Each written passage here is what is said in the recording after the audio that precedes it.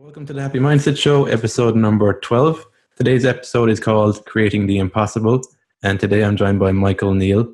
So Michael is a world-renowned transformative coach. He has a TED Talk that I came across online called Why Aren't We Awesomer, which gave me some great insights into the mind.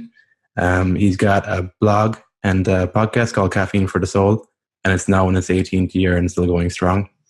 And yeah, so I thought today I'd have him on the show. He's a best-selling author. His current book is called Creating the Impossible, and I wanted to explore the creative process and why, how it works, give us more of an insight into how it works and how we can get out of our own way and create in the world. So thanks for joining us today, Michael. A pleasure.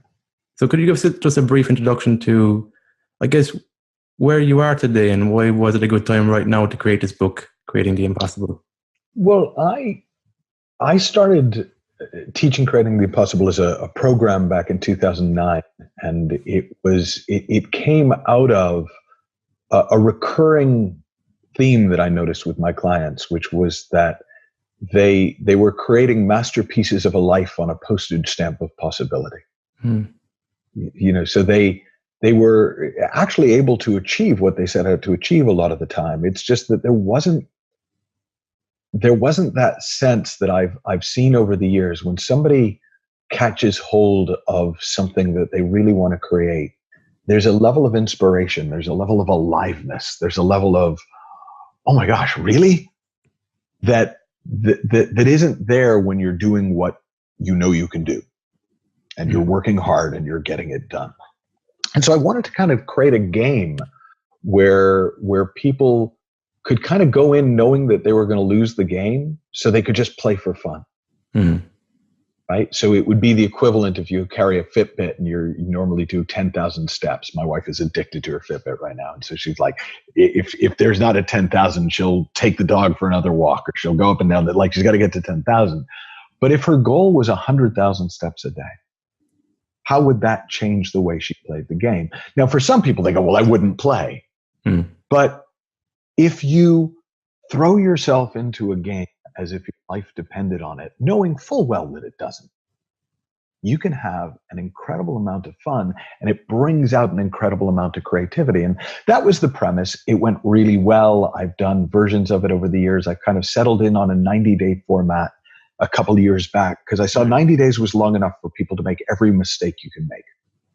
Right? It's long enough to lose heart. It's long enough to get discouraged. It's long enough to get excited and then disappointed. It's long enough to make progress and then not. You can go through every possible scenario in 90 days. And then when I'd done that a few times, I thought, well, boy, it would be great if people could do this on their own time. Because when I do the program, it's very time intensive. I'm in your ears for 90 days. Like, there's daily audios and videos and calls with me. And so I started the book, and I thought it was going to be easy because I taught the course for 8 years at that point. And it was really difficult because I realized that in order to be able to support yourself through the process, you're up against what the world already looks like to you. You're up against your own thinking. And when I'm with someone, I can see through that and poke holes in it and help them see it, and it's easy.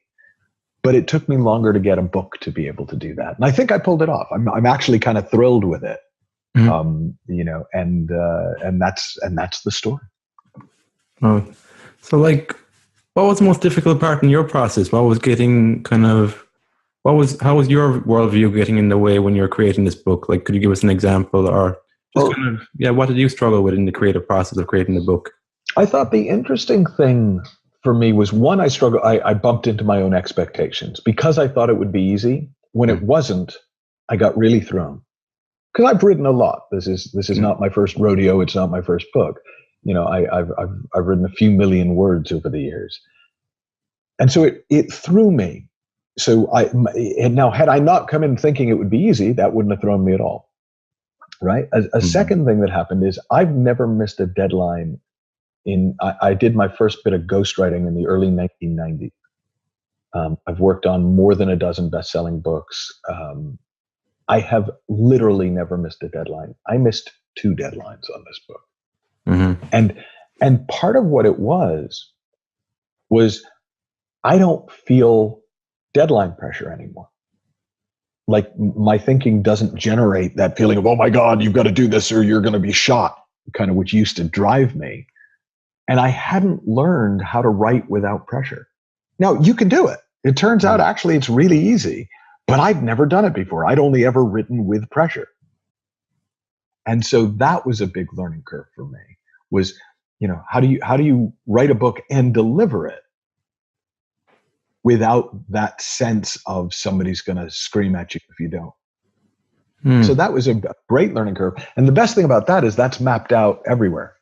So I found now across the board in everything I'm doing, there's so little pressure or stress, and I'm still getting things done. And that's kind of a delightful gift that the book has given me.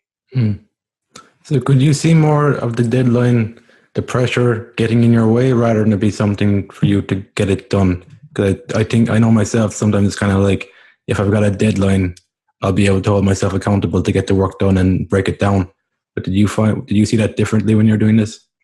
Well, yeah, that's what changed. So I think time frames are really useful. Like without a time frame, why do anything now?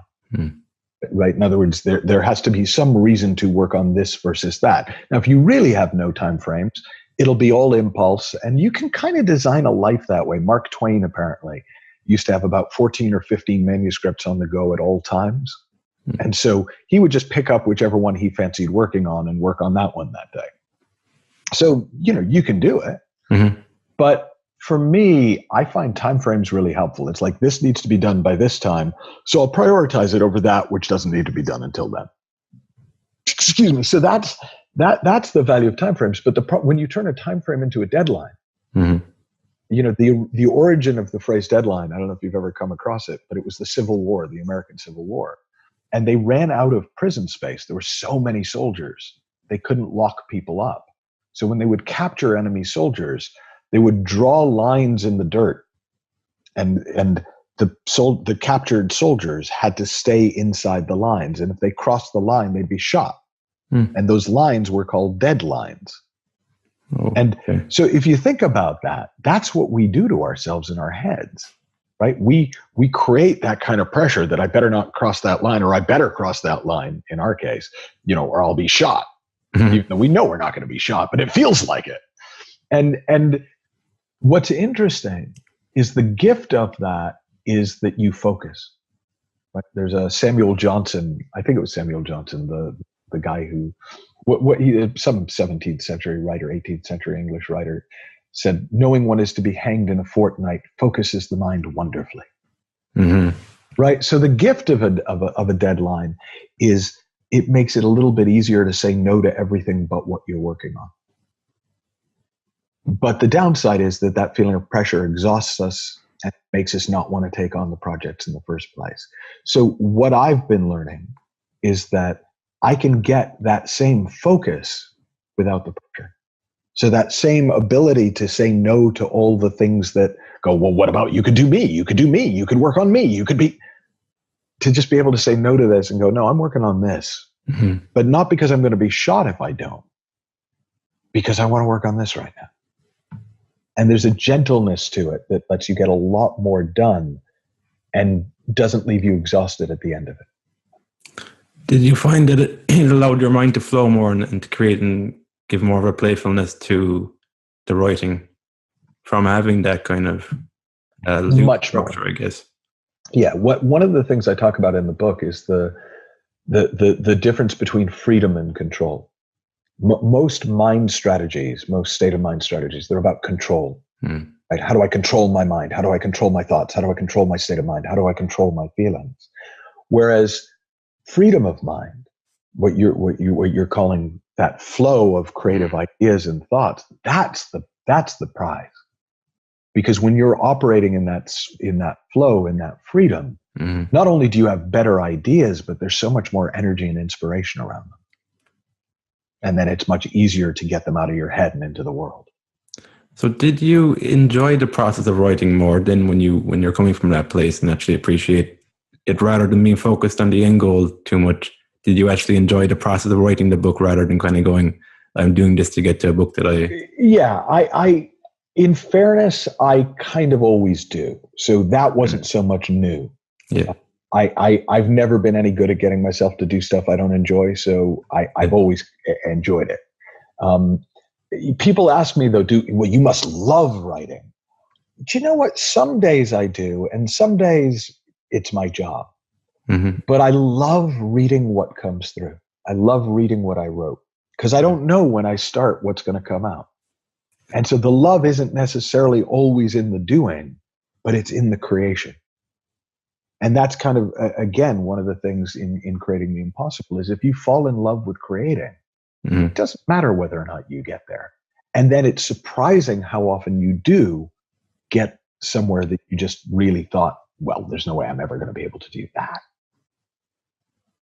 Right? Like I never thought my first book beat out The Lincoln Lawyer, Michael Connolly's Lincoln Lawyer on the bestseller lists in England. That wasn't on a goal list or a vision board. That was impossible. Why would I even think about that? But it happened. Right? Mm-hmm. There's all sorts of things I've been able to do in my work. My clients are more impressive than I am.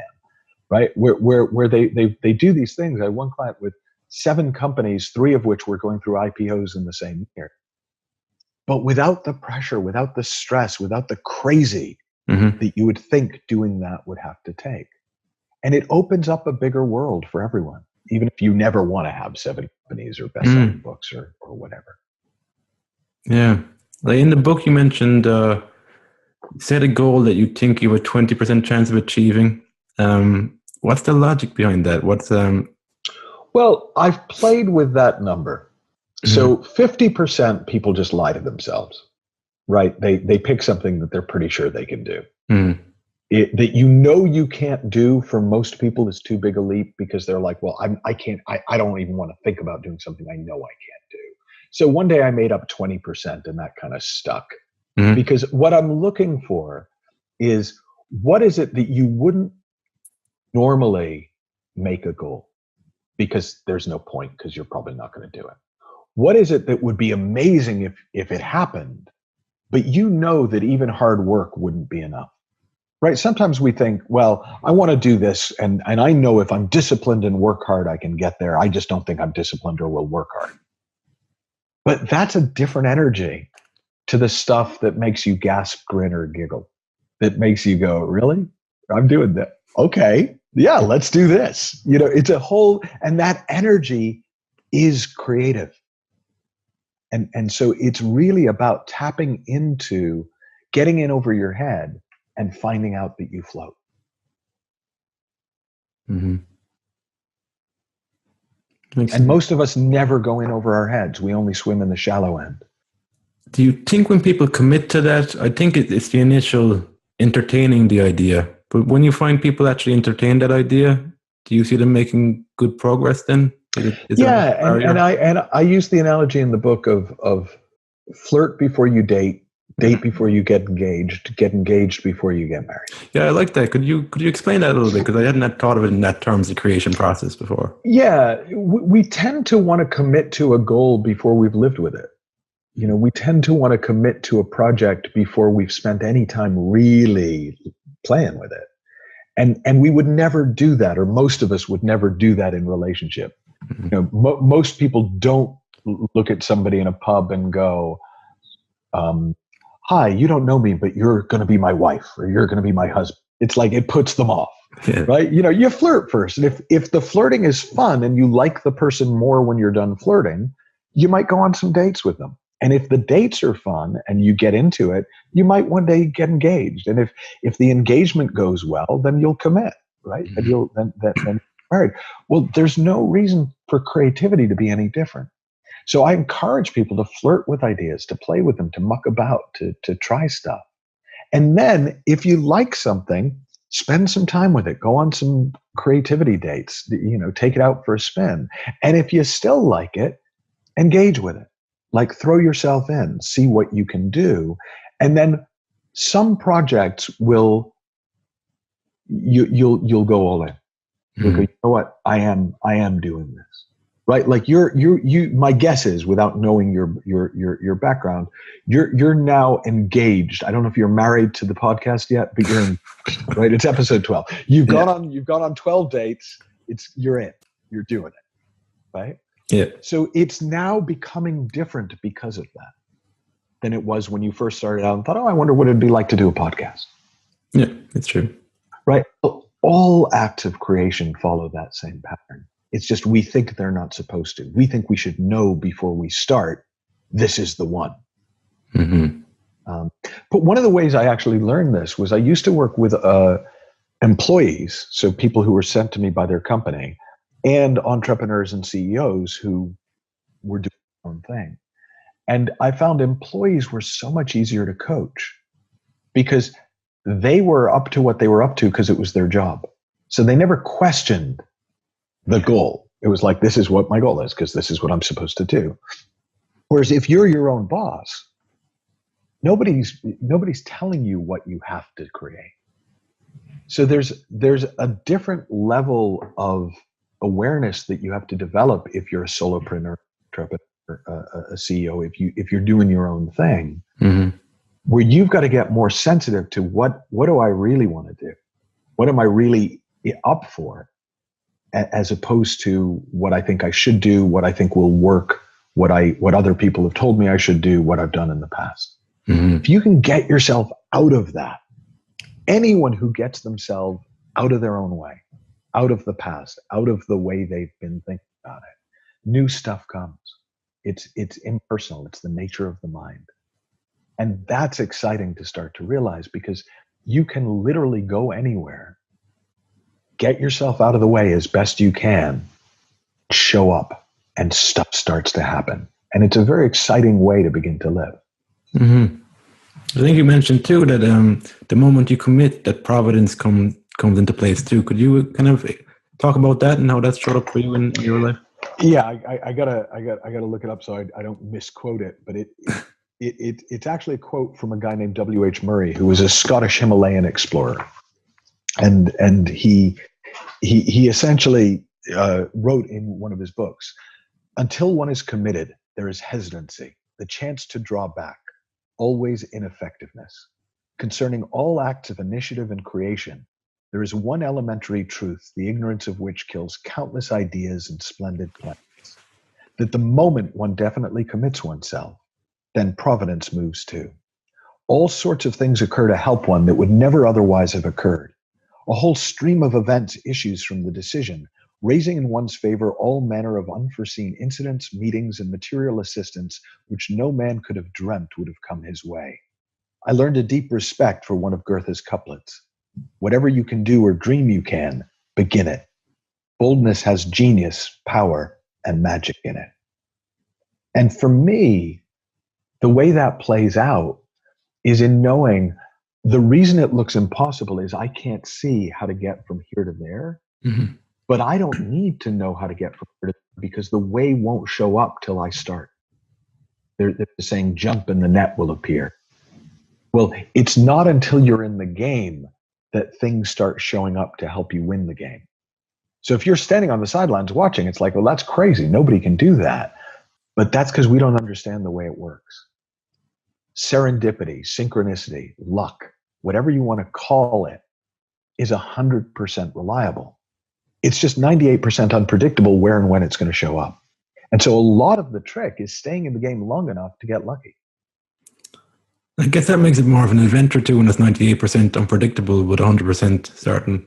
You don't know exactly what way it's going to look. That's right, because you can relax into it. It's going to happen. You just don't know when. Yeah. So it's like, I wonder if it's going to happen today. Nope, nothing today. Okay, I'm back tomorrow.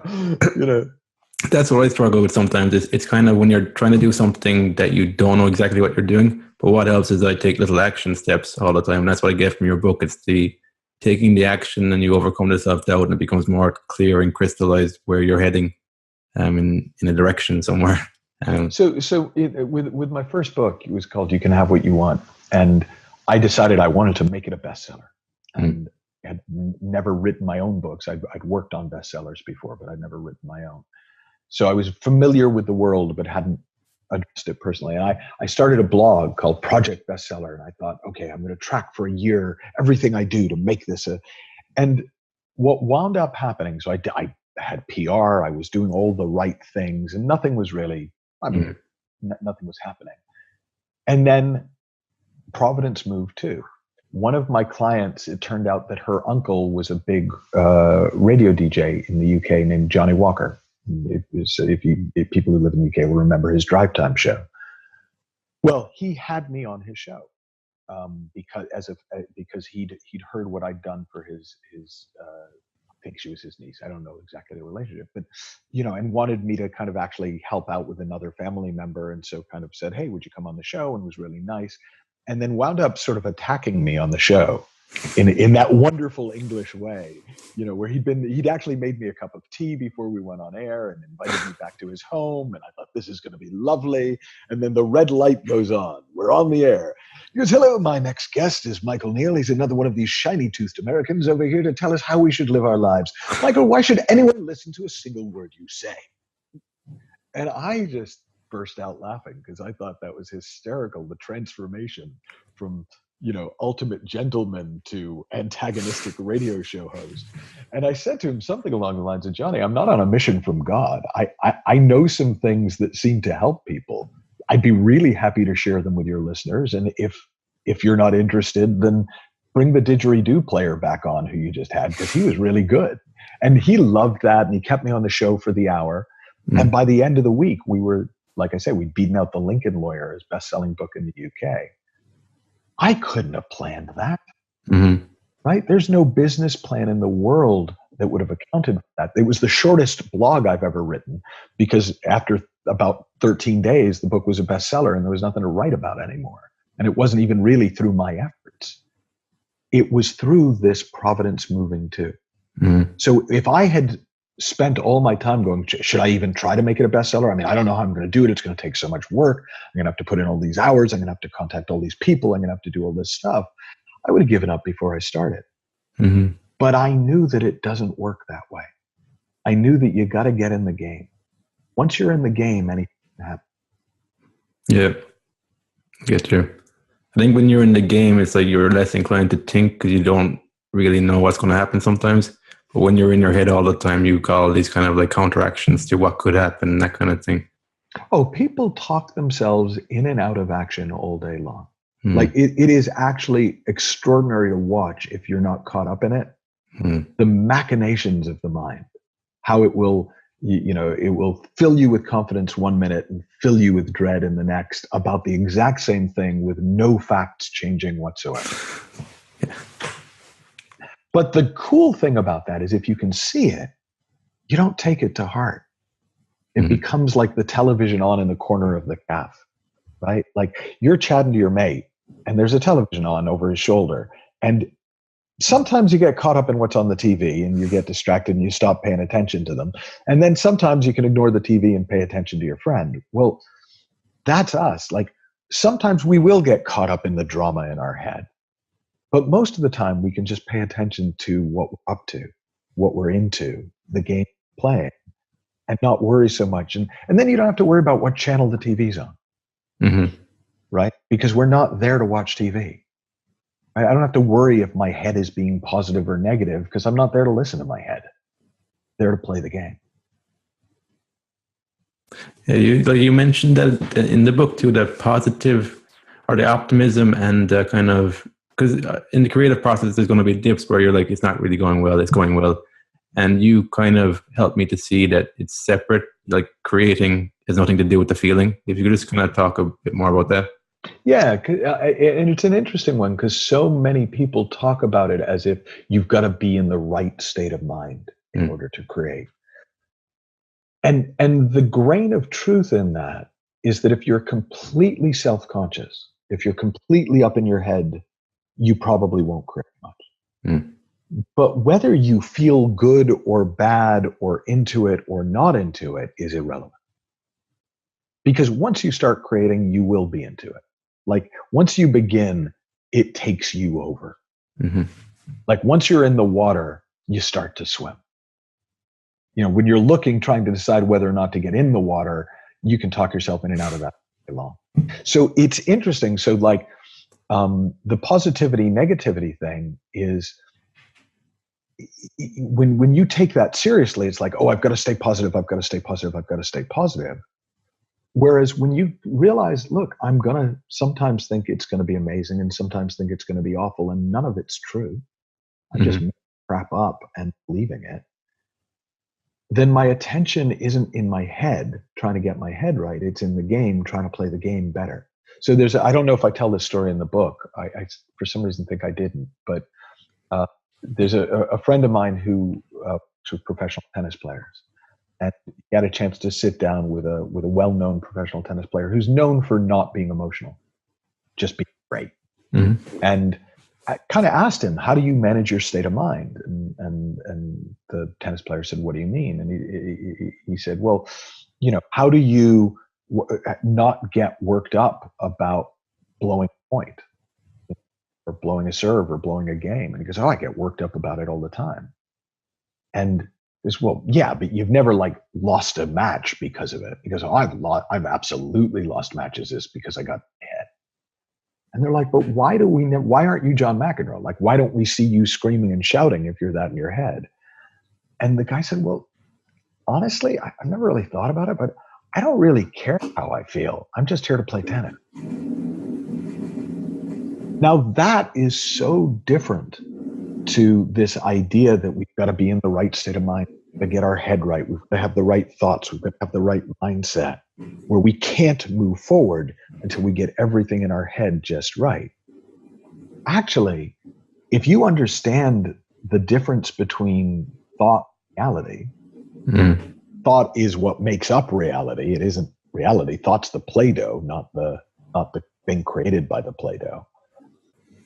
Then you don't have to control it. You don't have to put your energy and attention on it. You can allow your state of mind to flow. And our states of mind are naturally buoyant. We are ridiculously resilient. Like we bounce back after things that totally should take us out of the game. Right? We're relentlessly positive, actually. Even if we're really negative in our heads, we're back again to do it again tomorrow. And once we kind of know that, we don't have to do that. Like, I don't have to make myself float. Water does that. I don't have to make myself resilient. My nature is resilient. And when I know that, great, that's another thing off my to-do list. And I can just fill my to-do list with actual actions that will create what I want in the world. That's it. Actually, you've got a good metaphor too about the candle making as well, where you're just dipping it in each time and a little bit more. Yeah, I was fascinated about that. I don't know if that's how all candles used to be made, or, but it was one of my coaches told me about it, that they take the wick, dip it in hot wax, and a very small bit of wax sticks to it, and they let it dry. And now it has more surface area, so the next time they put the wick in the wax, more wax sticks. And each time, more and more wax sticks until there's enough there for them to shape. And I love that as a metaphor for creating, because you have an idea, you do something with it, you see what happens, right? Then you take this now slightly more robust idea and you put it out into the world again, and more stuff will stick to it. And at some point, people start to go, oh, it's a candle. Or they go, oh, that would be an interesting idea for a book. Or, oh, I like this podcast, you should listen to it. Or, oh, what a cool business idea. And then you've got something that you can work with. But it all started with just dipping the idea in the wax and seeing what sticks. Yeah. And I think you mentioned too that you haven't met a person who doesn't know what needs to be done. It's just they don't believe it. It's kind of like they get in their own way from it. Yeah, I've always found it interesting, because something I've asked, because I have clients, but then I also host a radio show, which I've hosted for 12 years. So people call in and I get them for like 7 minutes. And so one of the questions that I'll often ask people is, are you doing what you know to do? And I literally have never had anyone, I've had people say, oh, I don't know what to do. But then I go, really? And they go, well, okay. I know to do this. And they talk again. They talk them. We are masters at talking ourselves into and out of things. So they'll go, well, but there's no point. And there's a thing that I must learn how this is pronounced, but it's spelled Sorites. I think Sorites or Sorites, and it's a paradox, a Greek paradox from Greek philosophy. And essentially he says, if you take a pile of sand and you remove 1 grain of sand per day, you can do that for thousands of days without ever thinking you're making progress. And yet eventually that pile will not exist anymore. Mm-hmm. And it's the same. One of the ways we talk ourselves out of things is we go, well, I can't see what difference it would make. Yet actually, if you understand how things work, you know that 1 grain of sand a day will ultimately mean that pile is gone. If you understand how it works, you won't be freaked out when you plant a seed and there's nothing there 10 days later. You won't go, well, what's the point of watering it? There's nothing there. You go, no, that's how seeds work. It takes time, but then they start to grow and break through. And it's the same with any creative endeavor. If you get, hey, I'm not necessarily going to see the fruits of this for a while, but it's inevitable that if I do these things, those results follow, then it's a lot easier to get yourself to keep doing the things and not talk yourself out of it because you can't see how it helps. And so I do kind of love just pointing people in that direction because we all kind of intuitively know that. It's just we're not used to thinking about it that way. Yeah, it's like with the candle thing there, I think we all have that wick. We don't have the actual wax in it yet.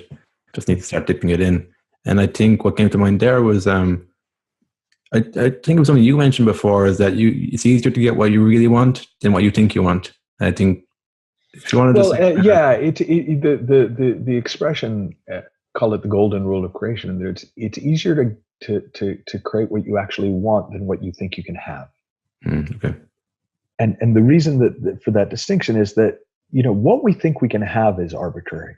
It's made up. It's kind of a product of your upbringing. Like, it's not your fault, but it's not kind of your triumph. It's a big thing, right? It's random.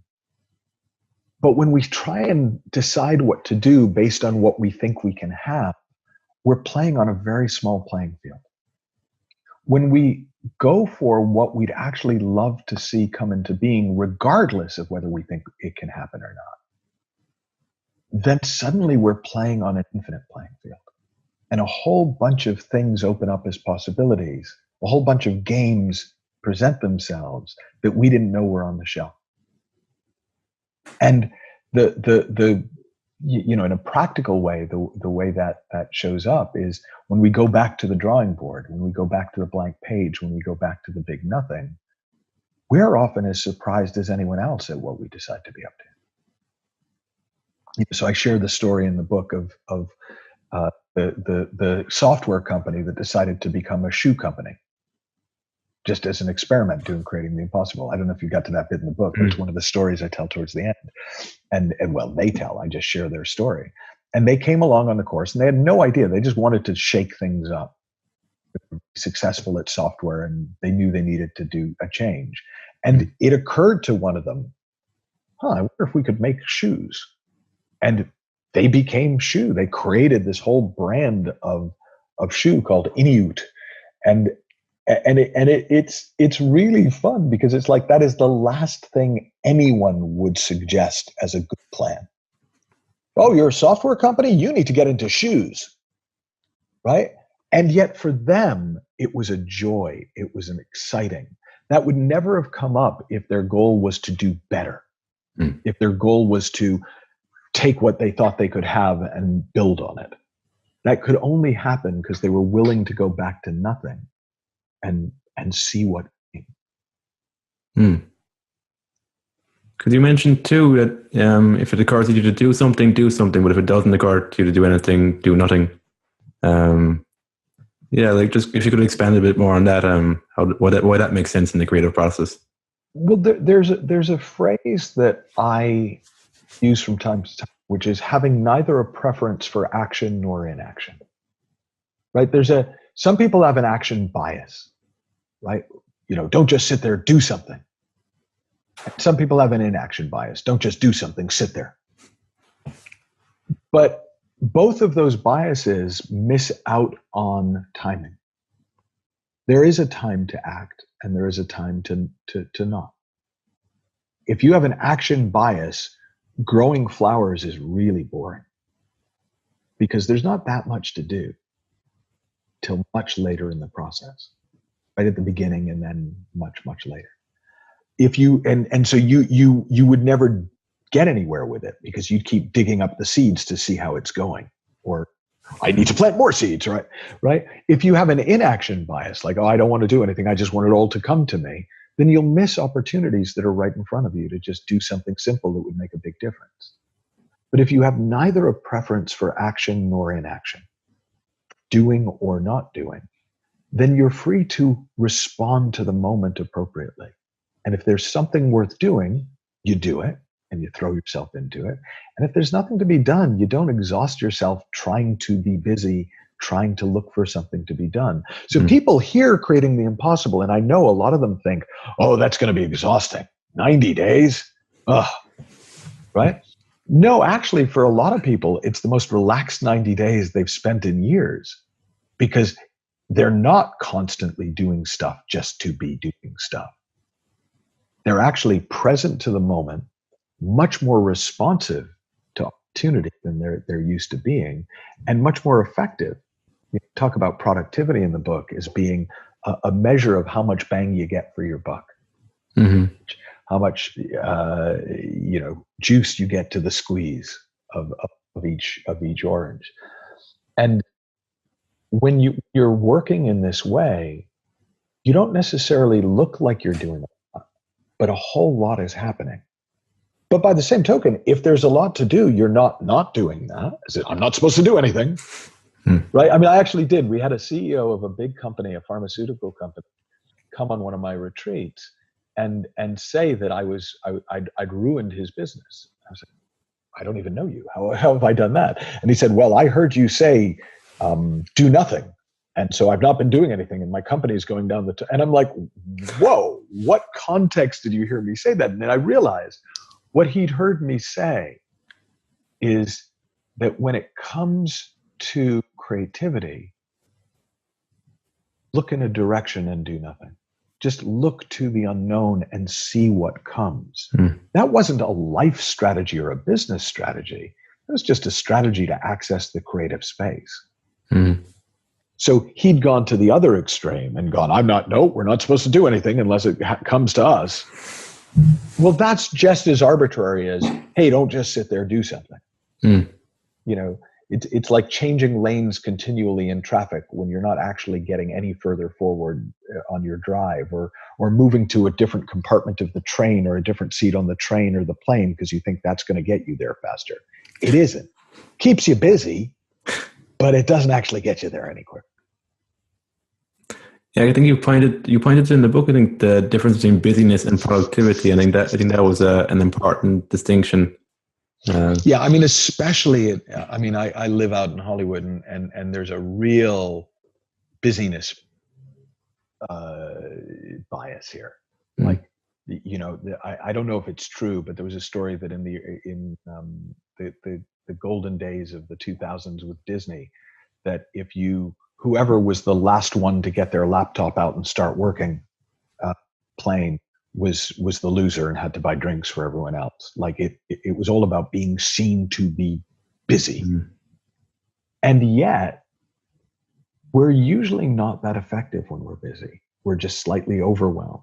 We're usually not that productive in the sense of getting a lot out of everything that we do.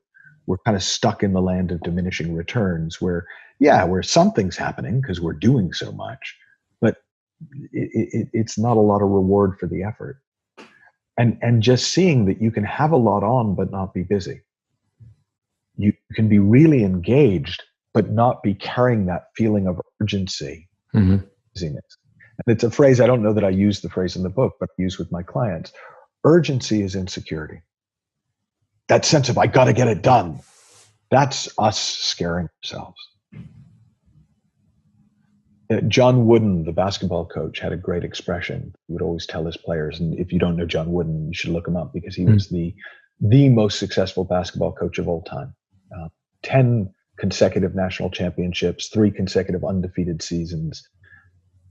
And he was a philosopher coach. Like, he was a very different kind of guy. And he used to tell his players, be quick, but don't hurry. So he wasn't saying, hey, take your time, be zen, man. He was saying, you can be quick without being urgent. You can be productive without being busy. You can get a lot done quickly without having to hurry or feel that sense of, and to be able, when you're not pressuring yourself, when you're not stressing yourself, when you're not driving yourself, you can keep going forever. Mm-hmm. Makes sense. I think you've taken more one day at a time and enjoyed the actual process of it, because the process is endless. It's like there's always somewhere to evolve in. Yeah, like I sometimes, seen people do these, they'll, oh man, I wrote a book, I'm never going to do that again. That almost killed me. I've had that experience actually. Where there was one point where I had to write a book when I was ghosting, but to write a book in 6 weeks from scratch, and I did, and it became a bestseller, and it did really well. But I literally did not want to write again for about a year and a half after that. Whereas I was on to the next book the day I finished creating it. It was like, that was great. Let's do another. Because the whole thing is just kind of enjoyable. Mm-hmm. Yeah. That's what that leads to the longevity of it then.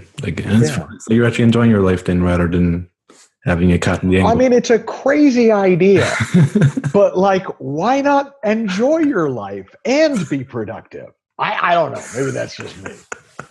It's true.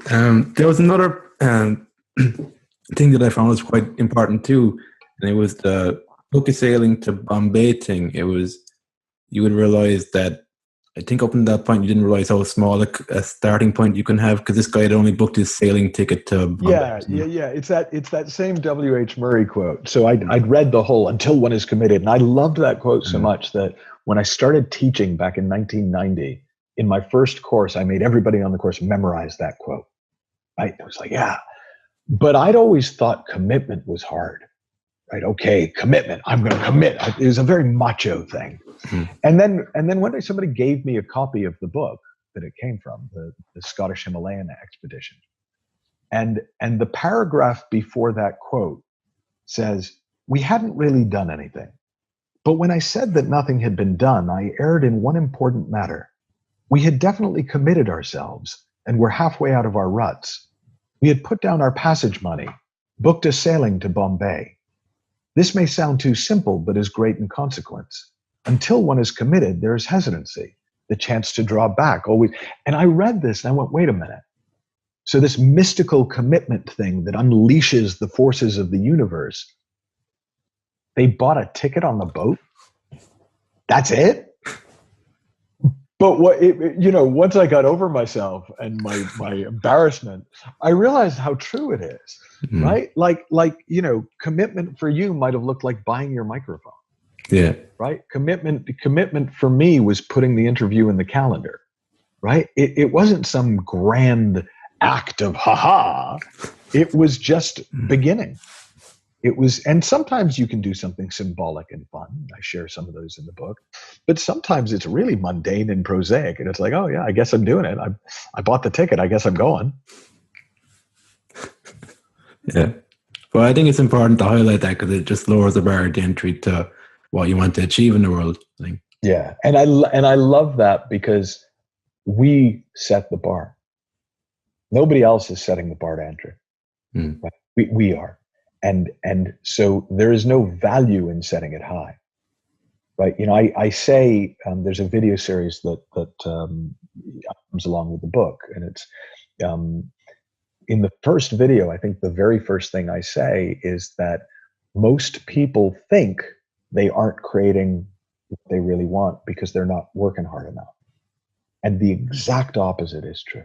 95% of the time, people are making everything into such hard work that they're not really doing much of anything.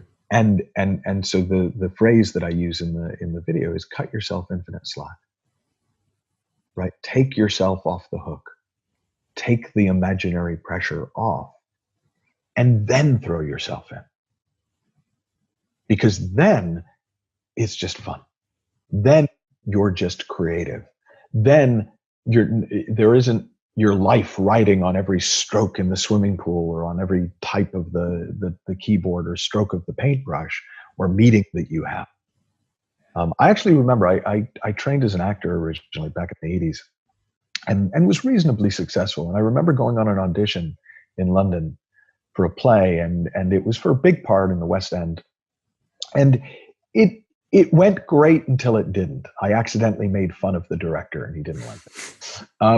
And I remember sort of kind of licking my wounds on the way home from the audition and thinking, if I was doing 100 of these, today wouldn't matter at all to me. But because that was the only big audition I'd had in like 6 months, it felt like a huge deal. And I look back on that now sometimes that I actually had seen something kind of profound without knowing it, which is that when we put pressure on any one thing to work, it's really hard. We build it up in our mind, we exhaust ourselves, we work so hard to make it happen, when actually opportunities are everywhere. There's a saying, I train coaches, is one of the do now, Super Coach Academy. And one of the big things is, how do you make your living as a coach? And so we do all sorts of things to support people in it. But one of the big ones is making them realize that needy is creepy, right? That your neediness is really off-putting to your potential clients. And sometimes people say, well, that's great if I didn't need them, but what if I really do need the client? And I always point out, you don't need them. You might need money, but you don't need it to come from this person. And this idea that you do gets in the way. Now that's in a sales context, but that's true of everything. You don't really need the podcast to succeed. I don't really need the book to become a bestseller. We don't really need each effort to bring a reward. We'd like it. It'd be cool. It'd be fun. We're willing to put a certain amount of time and effort into making it happen. But we don't need it. There's a lovely book. There's a blogger named Mark Manson who I really like, and he's got a book. And am I allowed to swear on this? You can tell me. I've seen that book actually. It's the subtle art of not giving a fuck, and that's the. Thank you very much. So we can swear. Yeah. So, but what I love about the book is he's just basically got that notion down, right? There is a subtle art to not giving a fuck. There's a subtle art to not bringing your neediness and insecurity and urgency into what you're creating. And as you develop that artistry, people respond to you differently, because you're not going to them and going, please, please, please save my life by helping me. What you're doing is going, hey, I'm up to this. Do you want in? I'm creating this. Do you want to be a part of it? Right? You reached out to me and said, hey, I'm doing this podcast. Do you I was like, yeah, great. Yeah. Right? That was the extent of it. Had you come to me, as people sometimes do, by the way, and go, hey, I've got this little podcast and nobody listens to it, but I think maybe if you come on, people will listen. Like, I don't want to get involved in that. Yeah. And it's not to do with numbers. It's to do with where you're at with it. Yeah. Hey, I'm doing this. If you want to be part of it, great. If you don't want to be part of it, I'll find someone else to be part of it.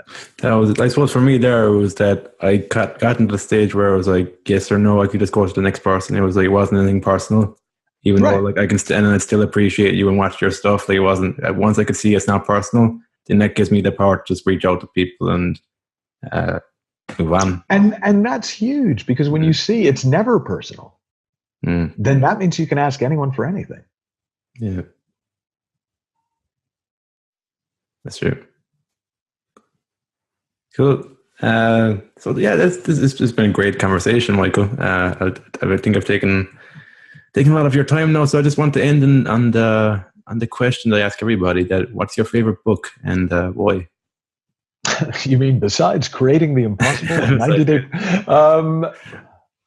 Yeah, boy, I don't think I have a favorite book. I'm surrounded right now. I'm looking at hundreds of books on my shelves, and I left a few thousand in England when I left England, and I've gradually weaned my collection down to only hundreds. But I would say the book I have enjoyed most in the last month is Extreme Ownership by Jocko Willikins and a guy named, I think, Leif Babin. And it's a book about Navy SEAL leadership training. But if you ask me in a month, I promise you the answer will be different.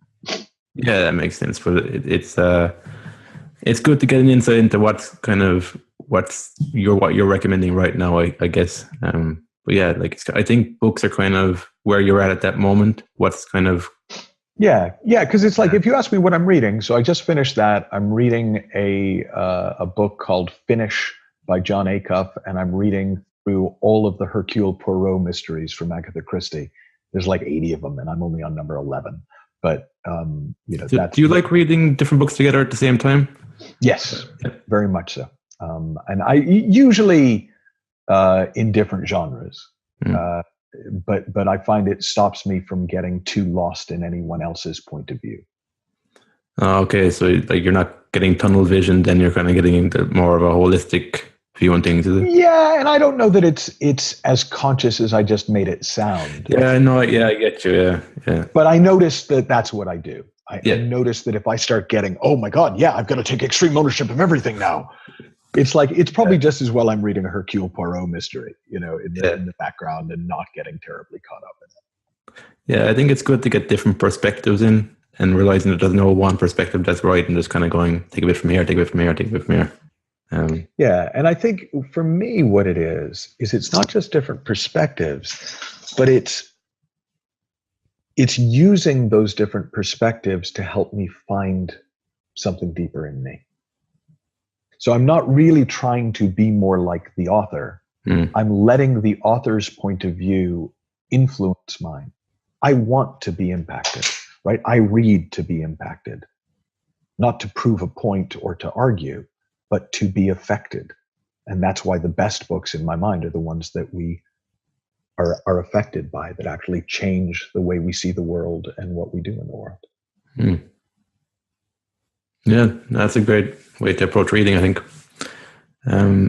So you've got a program going at the moment too, don't you? Or it's going to start soon, the 90-day.